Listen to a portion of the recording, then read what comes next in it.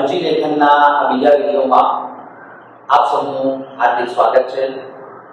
અગાઉ આપણે પહેલા વિડીયોમાં જોયેલું કે પરીક્ષામાં જે પ્રશ્નોના સંદર્ભમાં અરજી પૂછાતી એમાં વીજળીનો પ્રશ્ન હોય, પાણીનો પ્રશ્ન હોય, ગંદકીનો પ્રશ્ન હોય, અસામાજિક તત્વોનો પ્રશ્ન હોય, બેંકનો કોઈ પ્રશ્ન હોય, આવા બધા વિવિધ પ્રશ્નોના અનુસંધાનમાં જ્યારે આપણે અરજી લખીએ ત્યારે આમાં શું લખવું એ આપણે જોઈએ। આજે આપણે જે અરજી જોવાના છીએ એ કોઈ પણ જગ્યાએ નોકરી મેળવવા માટે જો તમારે અરજી કરવાની થાય તો એ અરજી આપણે કેવી રીતે કરવી એના વિશે હું આજે તમને સમજ આપવાનો છું। તો પરીક્ષામાં તમને ખબર છે કે એ 5 ગુણનું પૂછાય છે। શું પૂછાય તો પરીક્ષામાં આવું પૂછેલું હોય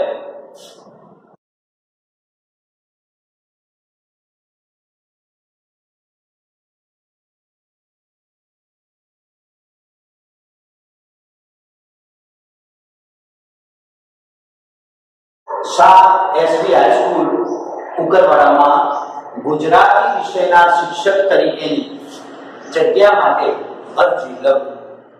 આ શિક્ષક માટેની જગ્યા કઈ જગ્યાઓ જુદા જુદા ક્ષેત્રોમાં જુદી જુદી હોય। માનો કે શાળામાં ક્લાર્કની જગ્યા પણ હોય, તમે કોઈ ટ્રસ્ટમાં અરજી કરવાની થાય તો ત્યાં એકાઉન્ટન્ટ તરીકે પણ તમારે નોકરી કરવાની થાય, કોઈ કંપનીમાં તમારે અરજી કરવાની હોય તો ત્યાં પણ એઝ અ ક્લાર્ક કે એકાઉન્ટન્ટ તરીકે તમારે કામ કરવાનું થાય।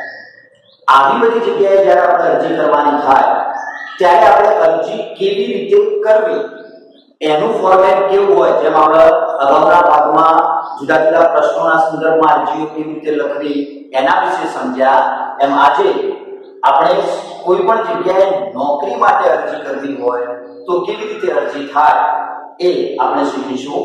તો અહીં અરજી ક્યાં મોકલવાની છે, સ્કૂલમાં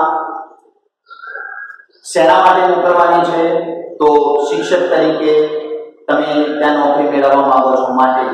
તો અહીં તમે એ નોકરી મેળવવા માટે અરજી કરો છો એટલે જેમ અગાઉની અરજીમાં જે પ્રકારનું ફોર્મેટ હતું એ જ રીતે અહીં જમણી સાઈડ સૌથી પહેલા તમારું નામ અને સરનામું લખવું પડશે।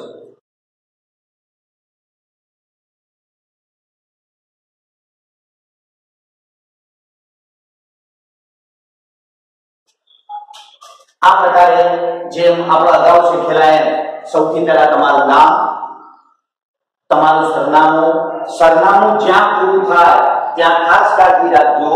વિજયનગર પછી અલ્પવિરામ, સ્ટેશન રોડ પછી અલ્પવિરામ અને છેલ્લે જે જગ્યાનું નામ પૂરું થાય ત્યાં પૂર્ણ વિરામ આ લાઈનમાં લખાયેલું હોવું જોઈએ। પરીક્ષામાં તમે લખો ત્યારે ખાસ કાળજી રાખવાની કે આ 3 લીટી પૂરી થાય પછી એક લીટી છોડી અને એના બિલકુલ લાઈનમાં આપણે સંબોધન લખવાનું છે। મેં તમને કહ્યું હતું સંબોધન ખાસ મહત્વનું છે।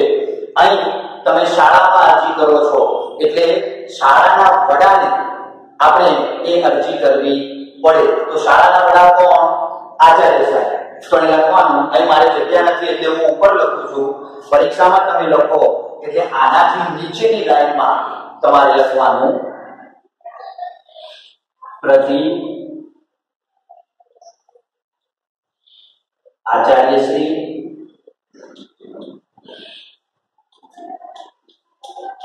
શાહ એસવી હાઈસ્કૂલ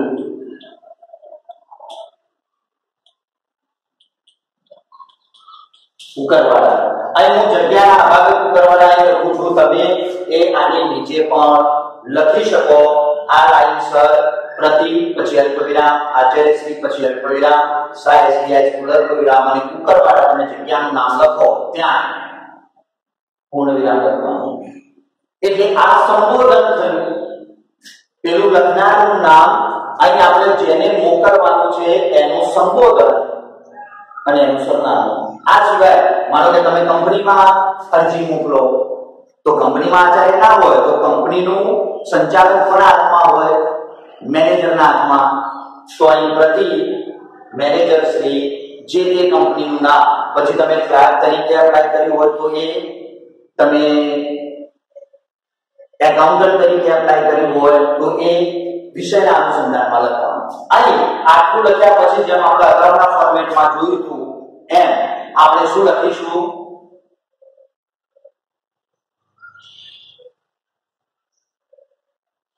વિષય. વિષય શું છે? શેના માટે આપણે અરજી કરી છે? ગુજરાતી વિષયના શિક્ષક તરીકે.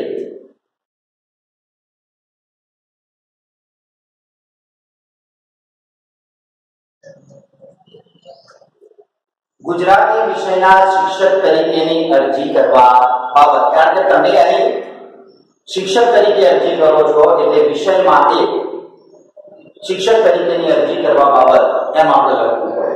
જનરલી આવી કોઈ પણ જાહેરાત આપણને કોઈ મૌખિક ના આપે, પણ આવી જાહેરાત ક્યાં આવે? છાપા, પેપરમાં.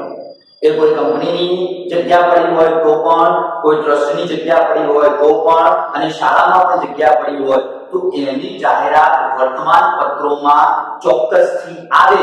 એટલે અહીં આપણે સંદર્ભ લખવો પડે.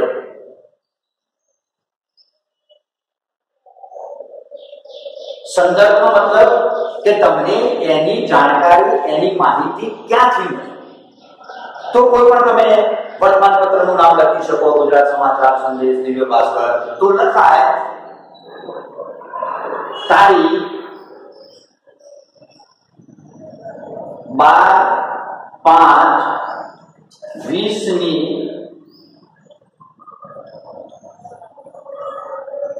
સંદેશ દૈનિક પેપરની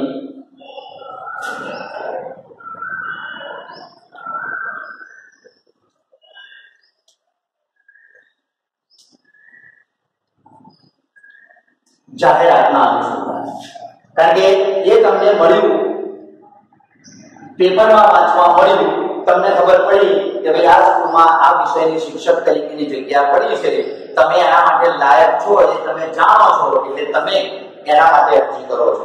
એટલે ક્યાંય પણ નોકરી માટે તમારે અરજી કરવાની થાય તો તમારું પોતાનું નામ અને સરનામું, જે જગ્યાએ શાળામાં હોય તો શાળાના વડાનું સંબોધન, કંપની હોય તો કંપનીના વડાનું સંબોધન, કોઈ ટ્રસ્ટ હોય તો ટ્રસ્ટના વડા જે તે પ્રમુખ હોય તો પ્રતિ પ્રમુખશ્રી, જે તે ટ્રસ્ટનું નામ અહીં આપણા શાળા છે તે પ્રતિ આચાર્યશ્રી, સાહેબશ્રી હાઈસ્કૂલ. શેના માટે અરજી કરી? તો ગુજરાતી વિષયના શિક્ષક તરીકે. સંદર્ભ તારીખ 12/5/20 સંદેશ દૈનિક પેપરની જાહેરાતના અનુસંધાને. એટલે એમણે સંદેશમાં જાહેરાત આપી હોય તમે વાંચી અને એના અનુસંધાને તમે અરજી કરો. પછી અહીં લખવાનું જેમ આપણે અગાઉ ફોર્મેટમાં શીખ્યા હતા એમ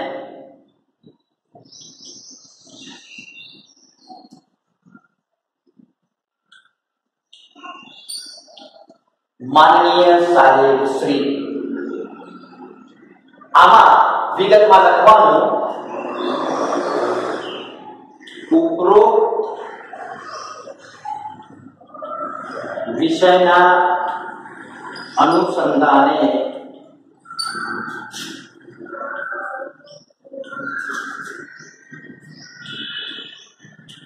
સવિનય જણાવવાનું કે આપની શાળાની તારીખ 12/5/20 જાહેરાતના અનુસંધાને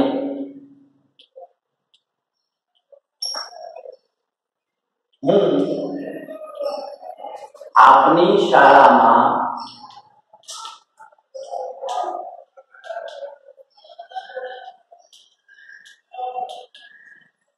ગુજરાતી વિષયના શિક્ષક તરીકે મારી ઉમેદવારી નોંધાવું છું. આ દરેક જગ્યાએ તો કંપનીમાં ઉપરોક્ત વિષયના અનુસંધાનમાં સવિનય સાથે જણાવવાનું કે આપની કંપનીમાં આ તારીખની જાહેરાતના અનુસંધાને અહીં તમે જાહેરાતમાં વચ્ચે લખી પણ શકો કે તારીખ 12/5/20 ની સંદેશ દૈનિક પેપરની, એવું તમારે અહીં ઉમેરવું હોય તો એ તમે ઉમેરી પણ શકો. એટલે થોડું લખાણ વિશેષ લાગે અને પ્રોપર લાગે, એટલે એ પણ તમે લખજો. ઉપરોક્ત વિષયના અનુસંધાનમાં સવિને જણાવ્યું કે આપણી શાળાની તારીખ 12/5/20 ની સંદેશ દૈનિક પેપરની જાહેરાતના અનુસંધાને હું આપણી શાળામાં ગુજરાતી વિષયના શિક્ષક તરીકે મારી ઉમેદવારી નોંધાવું છું. હવે આપણે જ્યારે શિક્ષક તરીકે ઉમેદવારી નોંધાવતા હોય અથવા ક્યાંય પણ કોઈ કંપનીમાં નોકરી મેળવવા માટે આપણે અરજી કરતા હોય તો ત્યાં એ કંપનીમાં આપણી વ્યક્તિગત અને આપણી શૈક્ષણિક યોગ્યતા કઈ છે એના વિશેની માહિતી આપણે અરજીમાં લખવી પડે. તો અહીં આપણે લખીશું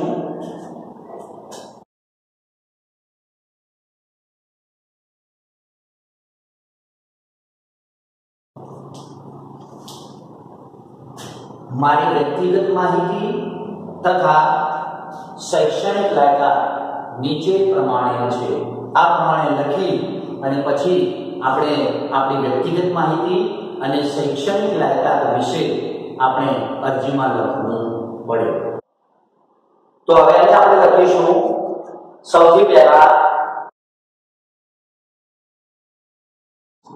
વ્યક્તિગત માહિતી, એટલે આપણો અંગ્રેજીમાં જેને આપણે કહીએ છીએ પર્સનલ બાયોડેટા, આપણી જે વ્યક્તિગત બાબતો છે એને અહીં આપણે લખીશું.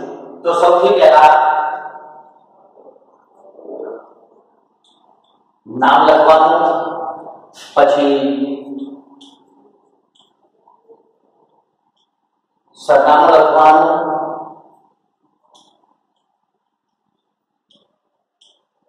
જન્મ તારીખ,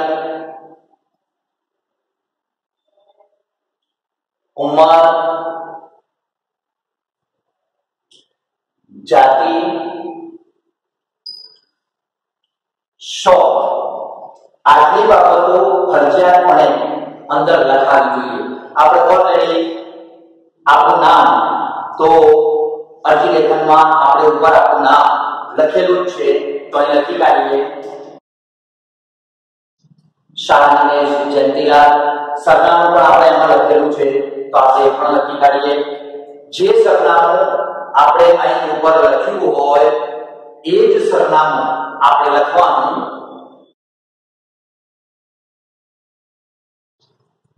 પછી જન્મ તારીખ. જન્મ તારીખમાં મિત્રો એક બાબત ખાસ યાદ રાખવાની કે આજે ભલે આપણે 12મા ધોરણના અનુસંધાનમાં આપણે આ અરજી લખીએ છીએ, પણ આપણે અરજી કરીએ છીએ એક શિક્ષક તરીકે. તો શિક્ષક તરીકેની આપણી સંપૂર્ણ લાયકાત પૂરી થાય પછી આપણે અરજી કરી શકીએ. તો એ વખતે અહીં જન્મ તારીખમાં હાલની આપણી જે જન્મ તારીખ હોય નહીં લખવાની, પણ આપણી શિક્ષક તરીકેની તમામ પ્રકારની પદવીઓ પ્રાપ્ત કર્યા પછી આપણી ઉંમર કેટલી હોય એ પ્રમાણે આપણે આપણી જન્મ તારીખ લખવાની. માનો હું તમને એક સીધું સાદું ગણિત બતાવું કે 5 વર્ષની ઉંમરે આપણે પહેલામાં પ્રવેશ મેળવીએ, 12મા ધોરણની પરીક્ષા 12 વર્ષ પછી આપણે આપીએ એટલે 12 × 5 = 17, 3 વર્ષ કોલેજના થાય 17 × 3 = 20, 2 વર્ષ માસ્ટર ડિગ્રીના થાય 20 × 2 = 22, 1 વર્ષ બીએડ નું થાય 22 × 1 = 23. હવે તો બીએડ પણ 2 વર્ષ થઈ ગયું એટલે 22 × 2 = 24, અને એક બીજી વધારાની ગુજરાત સરકાર દ્વારા જે પરીક્ષા લેવાય છે એ પણ પ્રાપ્ત આપણે કરવી પડે. એટલે કુલ મળીને જો આપણે વિચારીએ તો મિનિમમ શિક્ષક તરીકે આપણે અરજી કરીએ ત્યાં સુધીમાં આપણી ઉંમર 25 વર્ષની થઈ ગઈ હોય. એટલે આજે જે વર્ષ ચાલે છે એમાંથી 25 બાદ કર્યા પછી જે આવે એ આપણી જન્મ તારીખ થાય. એમાં એકાદ વર્ષ જન્મ ઉંમરમાં વધારે લખવાનું, ઓછું નહીં, કારણ કે તમે સમય કરતા વહેલા ડિગ્રી મેળવી શકો નહીં. એટલે અહીં ખાસ ધ્યાન રાખવાનું કે અત્યારે 2020 ચાલે છે, મિનિમમ આપણે 25 વર્ષ ગણીએ તો 1995 લગભગ તમારી જન્મ તારીખ થાય। એમાં જન્મ તારીખમાં તારીખ તમે કોઈ પણ લખી શકો, પણ 55 ના બદલે આપણે 1 કે 2 વર્ષ આપણે ઓછા લખીએ કેમ, તો એ પણ આપણે જ્યારે આગળની ચર્ચા કરીશું ત્યારે સમજાવીશું કે આપણે કેમ ઓછા લખ્યા। તો આપણે એમાં 2 વર્ષ ઘટાડીને 1993 આપણી જો જન્મ તારીખ રાખીએ, તારીખ તમે કોઈ પણ લખો, માનો કે 5/10/1993। હવે તમે 5/10/1993 તમારી ઉંમર લખી, તો આજની તારીખે તમારી ઉંમર કેટલી થાય? તો ટોટલ 27 વર્ષ। તમારી જાતિ અહીં જાતિ તરીકે પુરુષ અથવા સ્ત્રી એવી રીતે લખવાની, સામાજિક જાતિ આ પ્રકાર લખવાની જરૂર નથી। તો પુરુષ અને 100 તો એઝ અ ટીચર તમને કંઈક ને કંઈક સારો એવો શોખ હોવો જોઈએ, હોય તો વધારે ઈચ્છનીય છે। એમાં તમને વાંચવાનો શોખ હોય, કંઈક લખવાનો શોખ હોય, કોઈ સારી રમતનો શોખ હોય, કોઈ ક્રિએટિવિટીમાં તમે રસ ધરાવતા હોય, જે હોય તો એ શોખ વિશે અહીં તમે લખી શકો કે ભાઈ વાંચનનો શોખ। ટૂંકમાં આપણે ગમે તે એ સિવાય પણ તમે લખી શકો વાંચન અને લેખન। આ થયા તમારા શોખના વિષયો। આમાં તમે તમારી રીતે વધઘટ કરી શકો। આ રીતે આ જે આપણી વ્યક્તિગત માહિતી છે, નામ, સરનામું, જન્મ તારીખ, ઉંમર, જાતિ અને શોખ, આટલું લખ્યા પછી આપણે આપણી શૈક્ષણિક લાયકાત રજૂ કરવી પડે। તો અહીં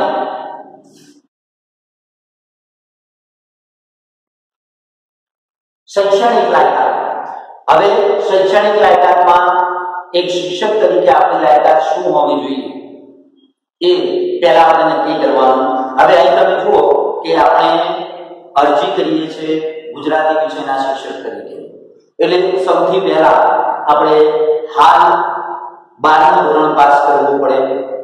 12મું કર્યા પછી 3 વર્ષ આપણે ગ્રેજ્યુએશન કરવું પડે।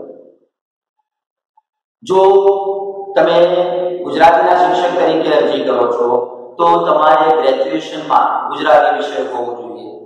એ જ પ્રકારે ગ્રેજ્યુએશન પૂરું કર્યા પછી તમારે માસ્ટર ડિગ્રી લેવી પડે, એટલે MA કરવું પડે। તો MA માં પણ તમે મુખ્ય વિષય ગુજરાતી રાખી શકો। MA કર્યા પછી તમારે શિક્ષક બનવા માટે સૌથી મહત્વની એવી BEd ની બેચલર ઓફ એજ્યુકેશન ની લાયકાત તમારે ફરજિયાતપણે મેળવવી પડે, અને એ મેળવ્યા પછી તમે શિક્ષક તરીકે એલિજિબલ થાઓ।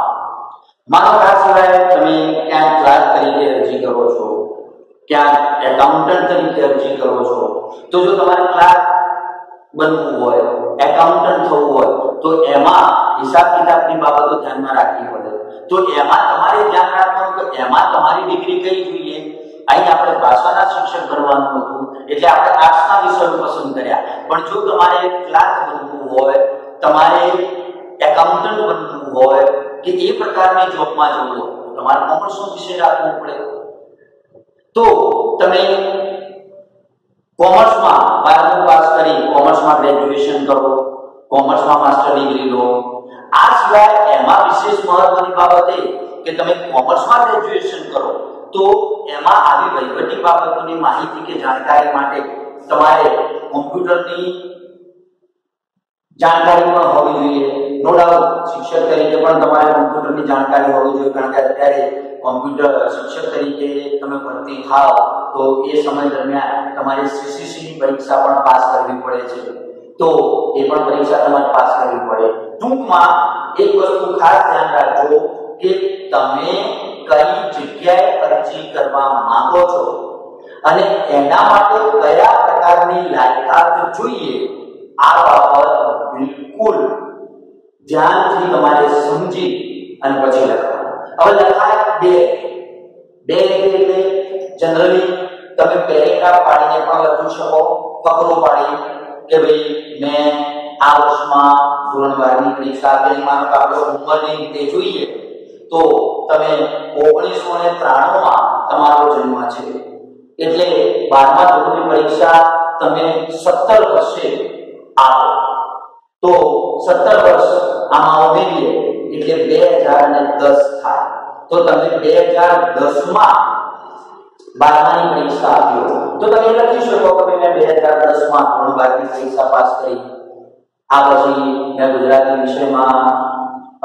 BA તરીકે ગ્રેજ્યુએશન મેં પાસ કર્યું છે MA પણ કર્યું છે BA પણ કર્યું છે આવું બધું તમે લખી શકો એના બદલે જો તમારે એકદમ સરળ રીતે લખવું હોય તો એને કોઠો બનાવી દેવાનો કોઠો એટલે સૌથી પહેલા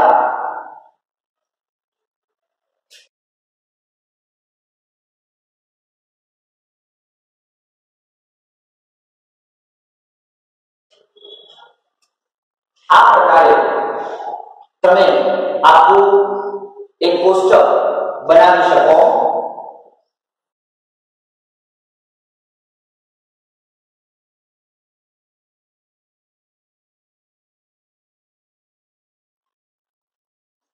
આ પ્રકારે તમે ક્રમ ડિગ્રી બોર્ડ કે યુનિવર્સિટીનું નામ એમાં રાખેલો મુખ્ય વિષય પાસ કર્યાનું વર્ષ અને ટકા તમે એમાં લખી શકો તો અહીં આપણે કઈ કઈ ડિગ્રીની જરૂરિયાત ઊભી થાય એના વિશે લખીએ તો સૌથી પહેલા જે મેં તમને કહ્યું એમ આપણે ધોરણ 12 એટલે ધોરણ 12 લખો તો પણ ચાલે અને HSC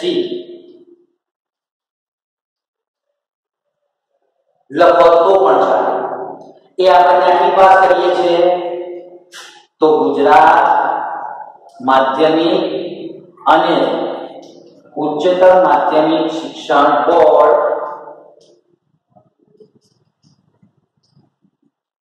ગાંધીનગર મુખ્ય વિષય એમાં બધા વિષય કોમન હોય છે પાસ કર્યાનું વર્ષ તો મેં તમને કહ્યું કે 1993 માં તમારી જન્મ તારીખ હોય તો તમે ધોરણ 12 ક્યારે પાસ કરો 2010 માં એમાં આપણે 68% મેળવ્યા એ પ્રકારે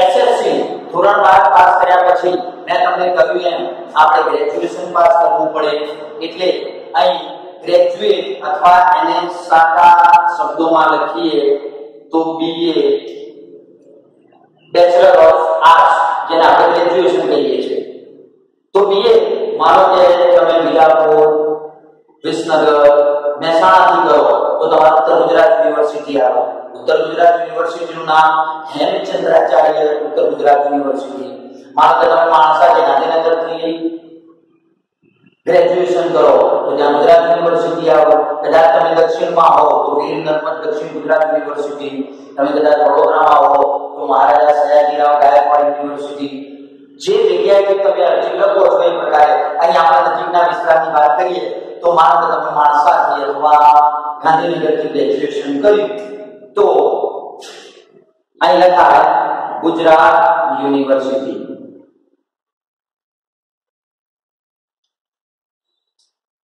ટૂંકમાં મુખ્ય વિષય તો એમાં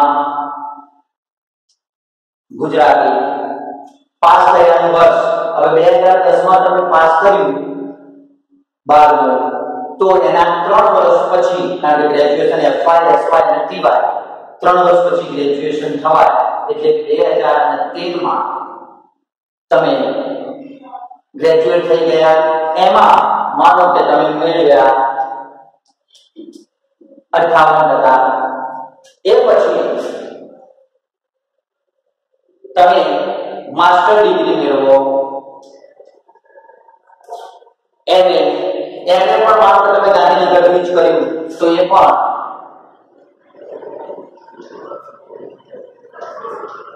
ગુજરાત યુનિવર્સિટી એ પણ તમે ગુજરાતી વિષય સાથે પાસ કર્યું માસ્ટર ડિગ્રી 2 વર્ષની હોય એટલે 2013 અને 2 વર્ષ બીજા એટલે 2015 માં તમે માસ્ટર ડિગ્રી કરી અને એમાં તમારે 55% આવ્યા અને શિક્ષક માટે સૌથી વધુ જરૂરી એવી મહત્વની ડિગ્રી 4 નંબર એને આપીશું BA. BA પણ માત્ર તમે ગુજરાત યુનિવર્સિટીમાંથી કર્યું તો એ પણ ગુજરાત યુનિવર્સિટી એમાં મુખ્ય અને બીજો કોર્ડિનેટ સબ્જેક્ટ રાખવો પડે છે એટલે બે વિષય તમારે સાથે ભણવાના થાય એટલે અહીં ગુજરાતી ભાષા સાથે ભાષા તો ગુજરાતી જોડે તમે સંસ્કૃત રાખી શકો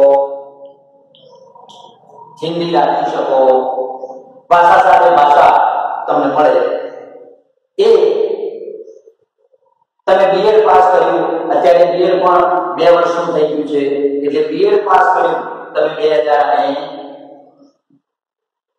2017 માં અને એમાં માનો કે તમને મળ્યા 74% બીએડ માં આપણે 74% એટલે લગા કે એમાં મિશ્ર પ્રકારે આવતા હોય તો તમે થોડી સારી મહેનત કરો તો એમાં ઓવરઓલ ટકાવારી તમને સારી મળે તો અહીં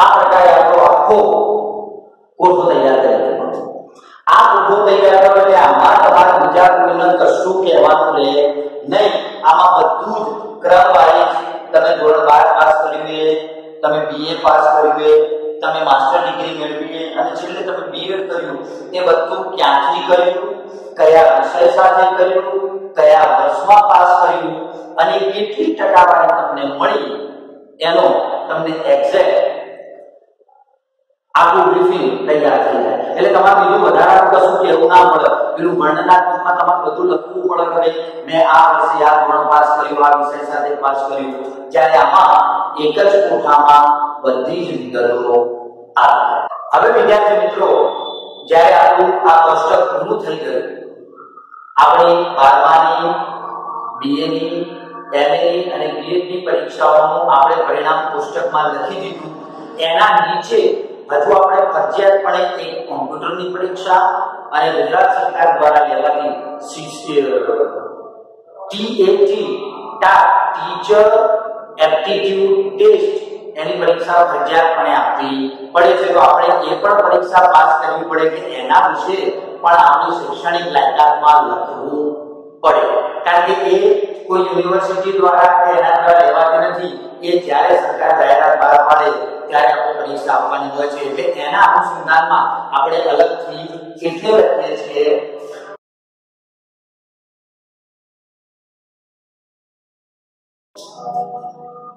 મેં કોમ્પ્યુટરની CCCની પરીક્ષા પ્રથમ વર્ગ સાથે પાસ કરેલ છે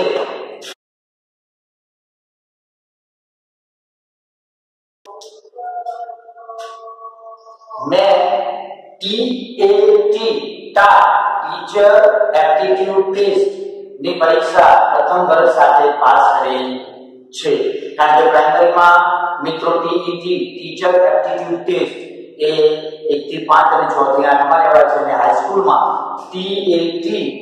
TAT ની પરીક્ષા એ ફરજિયાતપણે આપવાની હોય છે અને તે ધ્યાને લેવાનું હોય છે હવે મિત્રો આપણે જોઈએ તો આપણે છેલ્લે BEd ની પરીક્ષા 2017 માં પાસ કરી હવે 2017 માં પાસ કરી એ પછી માનો કે એકાદ વર્ષ આપણે આ બધી પરીક્ષાઓમાં કાઢી એટલે 2018 સુધીમાં આપણે આપણી તમામ ડિગ્રીઓ મેળવી લીધી અત્યારે 2020 છે તો 2018 અને 2020 એટલે 2 વર્ષનો સમયગાળો થયો તો આ સમયગાળો આપણે અનુભવ રૂપે બતાવવાનો અહીં અનુભવમાં આપણે લખવાનું કે હું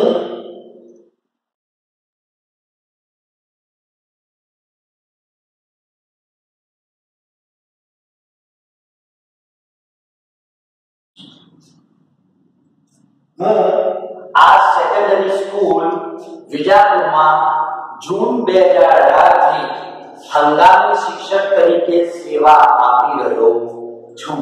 આમ આજની 2020 સુધીની સાલ સુધીનું તમારું કેલ્ક્યુલેશન એ બધું અહીં ક્લિયર થઈ જાય. એટલે મેં તમને શરૂઆતમાં કહ્યું કે આપણે 2 વર્ષ થોડા પાછળ એટલે કહેવા કે એ 2 વર્ષનો આપણે એક્સપિરિયન્સ, આપણે અનુભવ પણ બતાવી શકીએ.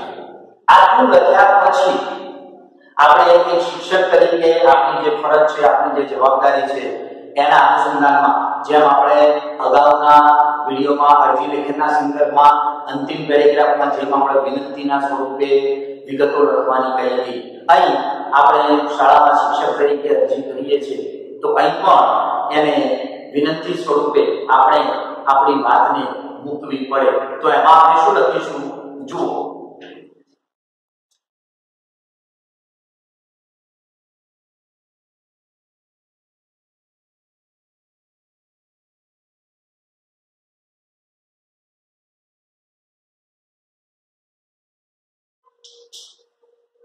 આ પ્રમાણે જો મને આપણી સંસ્થામાં શિક્ષક તરીકે નોકરી કરવાની તક મળશે તો હું પૂરી નિષ્ઠાથી મારી ફરજ બજાવીશ તથા સંસ્થાના નિયમોનું પણ હું પાલન કરીશ તેની ખાતરી આપું છું. આટલું લખ્યા પછી જમણી સાઈડ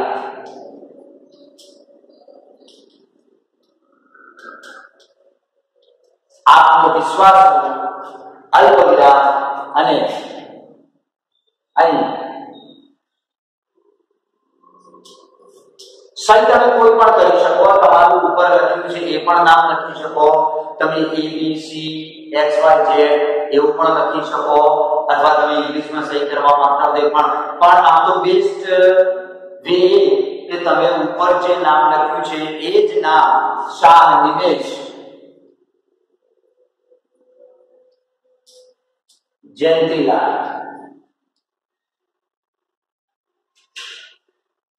લખી અને આપણું કામ અહીં પૂરું કર્યું. હવે મિત્રો સૌથી મહત્વનું, અહીં આપણે આપણી સહી પૂરી કરી દીધી પછી આપણે અત્યાર સુધી જે ડિગ્રીઓ મેળવી છે એનો ઉલ્લેખ પણ છેલ્લે કરવો પડે. એટલે અહીં લખવાનું બિડાણ. બિડાણમાં શું શું આવે તો આપણે જન્મ તારીખ લખી તો અહીં જન્મ તારીખ માટે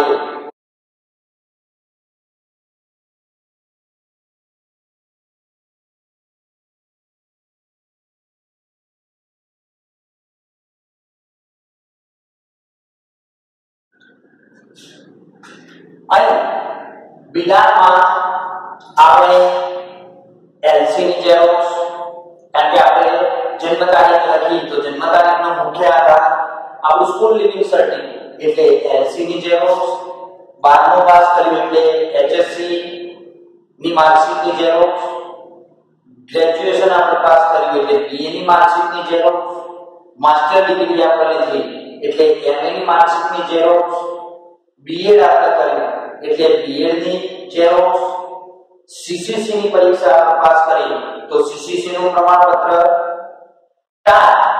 ટીચર એપ્ટિટ્યુડ ટેસ્ટ તો એની માર્કશીટ, એની નકલ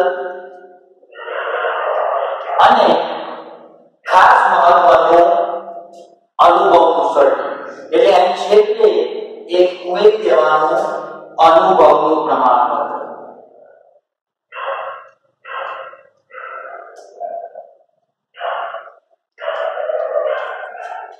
છેલ્લે આ અનુભવનું પ્રમાણપત્ર ઉમેરી દો એટલે તમારી આ અરજી અહીં પૂરી થાય. આ પ્રમાણે વિદ્યાર્થી મિત્રો ખાસ ધ્યાન રાખજો, આ અરજીમાં ફોર્મેટ આખું તૈયાર છે. તમારે માનો કે ગુજરાતી વિષયના શિક્ષક તરીકેની આવી જાહેરાત પૂછાય, લખવાનું થાય તો આ જ રીતે એઝ ઇટ ઇઝ બધું લખાય. ફરક એટલો પડે કે કદાચ એક વર્ષ પછી તમે હજુ 12માની પરીક્ષા આપશો તો તમારી જન્મ તારીખમાં જો તમે એકાદ વર્ષનો ફેરફાર કરો તો તમારા જે વર્ષમાં તમે ડિગ્રીઓ મેળવી છે એમાં ફેરફાર કરવાનો થાય. માનો કે તમે કશું જ ના કરો અને આવતી સાલ બોર્ડની પરીક્ષામાં કદાચ આ જ અરજી લેખન પૂછાયું અને તમારું લખવાનું થાય તો એક જ વસ્તુમાં ફેરફાર થાય.